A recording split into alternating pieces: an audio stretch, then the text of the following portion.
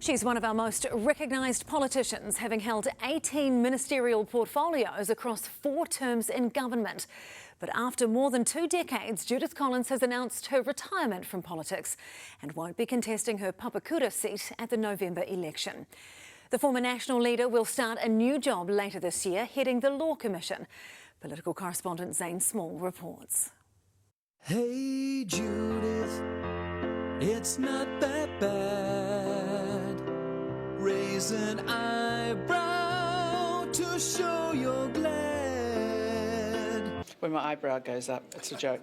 That's how Judith Collins was remembered by radio station The Hits when she was ousted as National Party leader in 2021. My husband is Samoan, so colourful. Collins carried on in politics for another 5 years, but now, after nearly a quarter of a century as a Member of Parliament, having held 18 ministerial portfolios, she's decided to call it a day. I feel like I've done my dash. It's time for someone else to step in and take over some of these roles and to have an opportunity. Collins will stay on until the middle of the year before starting a new job heading the Law Commission. Today really is a day just to acknowledge Judith and to say thank you very much for 24 years of service, 12 in opposition, 12 as a minister, big portfolios, big challenges. Do you think you're going to miss politics?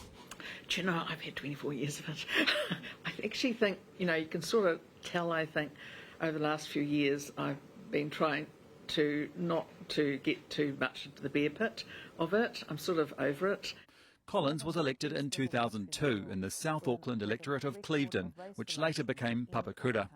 She built a profile as a tough law and order advocate, rising through the ranks to become Minister of Police, Corrections and Justice under Prime Minister John Key.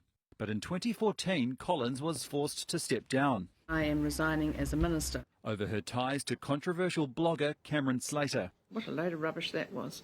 Well, it was. And I was exonerated in the Chisholm inquiry. I actually felt that was a really hard time, but my electorate stuck with me, my friends stuck with me, and I came back. By 2020, National was in turmoil. Simon Bridges was rolled as leader by Todd Muller, who then stepped down after less than 2 months. So Collins stepped up to the challenge, leading National to an election with only months to prepare. I am sort of hoping that the National Party will collectively crush the other lot. She prayed for it, but up against Jacinda Mania, it was Collins who was crushed.